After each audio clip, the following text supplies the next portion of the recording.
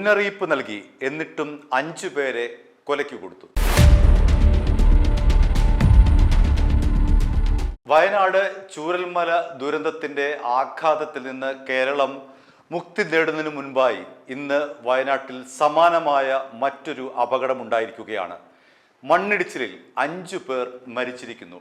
തുരങ്കപാത നിർമ്മാണ സ്ഥലത്താണ് ഈ 5 പേരുടെ ദാരുണമായ അന്ത്യമുണ്ടായിരിക്കുന്നത്. വയനാട് കള്ളാടി തുരങ്കപാത നിർമ്മാണവുമായി ബന്ധപ്പെട്ടാണ് ഈ 5 പേർ മരിച്ചിരിക്കുന്നത്. 7 പേർ ഇപ്പോഴും മണ്ണിനടിയിൽ കുടുങ്ങിക്കിടക്കുകയാണ്. തുരങ്കപാത നിർമ്മാണവുമായി ബന്ധപ്പെട്ട് അവിടെ അശാസ്ത്രീയമായ രീതിയിൽ മണ്ണ് കൂട്ടിയിട്ടിരിക്കുകയായിരുന്നു. കഴിഞ്ഞ സർക്കാരിന്റെ അഭിമാന പദ്ധതികളൊന്നായിരുന്നു ഈ തുരങ്കപാത. ആ നിർമ്മാണവുമായി ബന്ധപ്പെട്ട് അവിടെ മണ്ണ് കൂട്ടിയിട്ടിരിക്കുകയായിരുന്നു. ഇന്നലെ കനത്ത മഴ കാരണം ജോലികൾ നടന്നില്ല. ഇന്ന് മഴ അല്പം കുറഞ്ഞതിന്റെ ഭാഗമായി ജോലികൾ പുനരാരംഭിച്ചപ്പോഴാണ് അപ്രതീക്ഷിതമായി മണ്ണിടിഞ്ഞ് ഈ ദാരുണമായ മരണം ഉണ്ടായിരിക്കുന്നത്. 5 പേരിലെ 3 പേർ അന്യ സംസ്ഥാന തൊഴിലാളികളാണ്.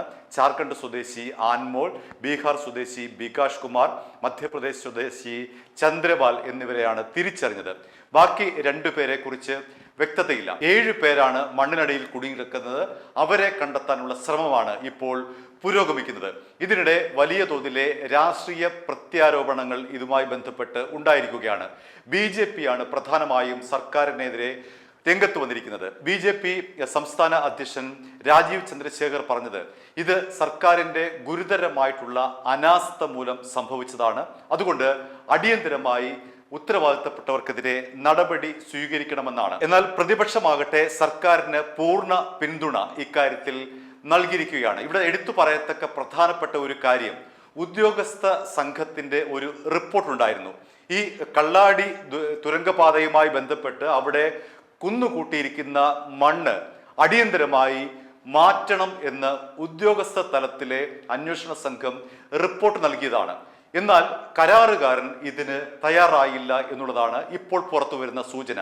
ഈ അപകടം അതുകൊണ്ട് തന്നെ നേരത്തെ അറിയാവുന്ന ഒരു അപകടമായിരുന്നു. കാരണം ഉദ്യോഗസ്ഥ തല സംഘത്തിന്റെ റിപ്പോർട്ടുണ്ടായിരുന്നു, മണ്ണ് മാറ്റിയില്ലെങ്കിൽ ഇവിടെ അപകടമുണ്ടാകും. പക്ഷേ ഇവിടെ കരാറുകാരെ പഴിചാരിക്കൊണ്ടാണ് ഇപ്പോൾ പ്രതിപക്ഷവും ഭരണപക്ഷവും ഒരുപോലെ രംഗത്ത് വന്നിരിക്കുന്നത്. കരാറുകാരന്റെ ഭാഗത്തു നിന്നുണ്ടായിട്ടുള്ള അനാസ്ഥയുടെ ഭാഗമായിട്ടാണ് ഈ പറയുന്ന 5 നിരപരാധികളുടെ മരണത്തിന് കാരണമെന്നാണ് പ്രതിപക്ഷവും ഭരണപക്ഷവും ഒരുപോലെ ഉന്നയിക്കുന്നത്. ദുരന്തബാധിത പ്രദേശത്ത് മന്ത്രി ടി സിദ്ദിഖ് എത്തിയിരുന്നു. മുഖ്യമന്ത്രി ഇതുമായി ബന്ധപ്പെട്ട് പറഞ്ഞത് ഇതൊരു മനുഷ്യ നിർമ്മിതമായിട്ടുള്ള അപകടമെന്നാണ്.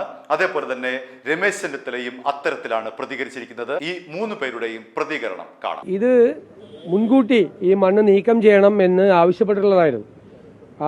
ജില്ലാ കളക്ടറും ഡിസാസ്റ്റർ മാനേജ്മെന്റ് അതോറിറ്റിയുടെ ചെയർമാനും 20-ാം തീയതി തന്നെ ഉത്തരവിറക്കി ഇതെല്ലാം നീക്കം ചെയ്യണമെന്ന് പറഞ്ഞിരുന്നതാണ്.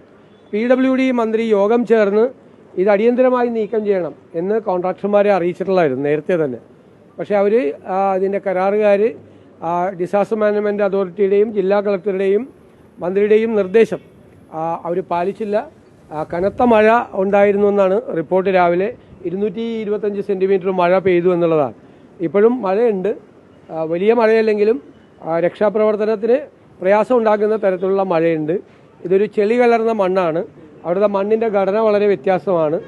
അതിങ്ങനെ സ്ക്രാപ്പ് ചെയ്താണ് വെച്ചിരുന്നത്. അത് നിലനിൽക്കുന്നതല്ല എന്ന് ഡിസാസ്റ്റർ മാനേജ്മെൻറ്റ് അതോറിറ്റി അവിടെ പോയി തന്നെ കണ്ടു പരിശോധിച്ച് ബന്ധപ്പെട്ടവർക്ക് അവിടെ ആവശ്യപ്പെട്ടിരുന്നതാണ്. ഒരു കരാറുകാരാണ് അത് നീക്കം ചെയ്യാറുള്ളത്. എന്തായാലും വളരെ ദൗർഭാഗ്യകരമായ ദുരന്തമാണ്. ദുരന്തത്തിൽപ്പെട്ടവരെ രക്ഷപ്പെടുത്താൻ വേണ്ടിയിട്ടുള്ള ശ്രമങ്ങൾ നടത്തിക്കൊണ്ടിരിക്കുക.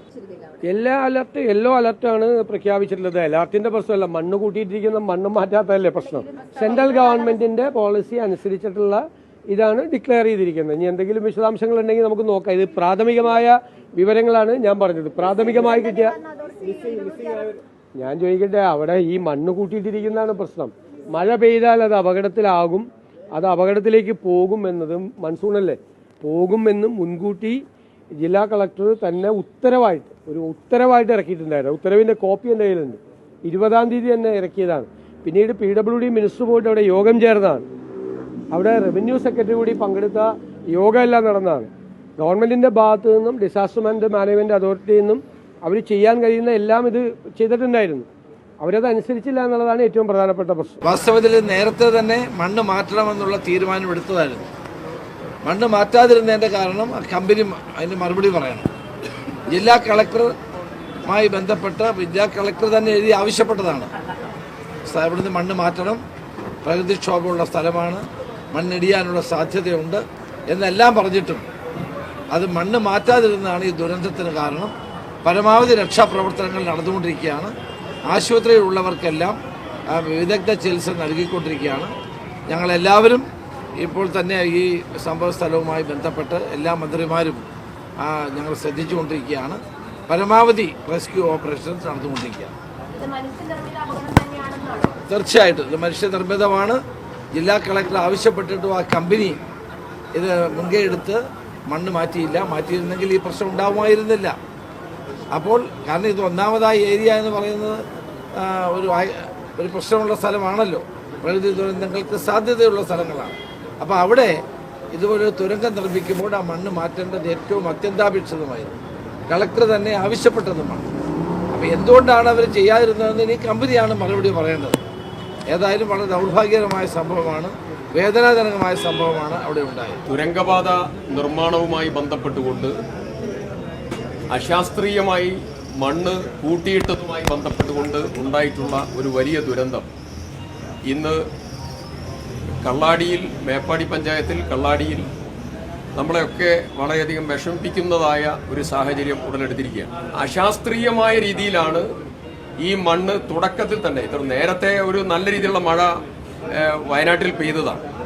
അതിനുശേഷം ഇപ്പോഴുണ്ടായിട്ടുള്ള ഈ ചെറിയ രീതിയിലുള്ള ഈ മഴയിൽ ഇങ്ങനെ അപകടം സംഭവിക്കും എന്നുള്ളതിൻ്റെ സൂചന വളരെ കൃത്യമായി മീറ്റിങ്ങിലും അല്ലാതെയും കൊങ്കൺ അധികൃതരുടെ മീറ്റിങ്ങിൽ ഉൾപ്പെടെ നൽകിയിരുന്നതാണ്. പക്ഷേ അതിൽ വേണ്ട നടപടികൾ സ്വീകരിക്കുന്നതിനുള്ള പാളിച്ചയുണ്ടായിട്ടുണ്ട്. അത് സർക്കാർ ഗൗരവത്തോടു കൂടി കാണുന്നു. അതിൽ പരിശോധന ഉണ്ടാകും. എന്തുകൊണ്ടാണ് ഇത് സംഭവിച്ചത് എന്നുള്ളതും അതിൽ നിർദ്ദേശമനുസരിച്ച് മുന്നോട്ട് പോകാതിരുന്ന സാഹചര്യവും ഗൗരവമുള്ളതാണ്. i2i News, an eye for truth. i2i News subscribe ചെയ്തിട്ടില്ലാത്തവർ ഇപ്പോൾ തന്നെ സബ്സ്ക്രൈബ് ചെയ്യുക. നോട്ടിഫിക്കേഷൻ ലഭിക്കുവാൻ ബെൽ ബട്ടണും അമർത്തുക.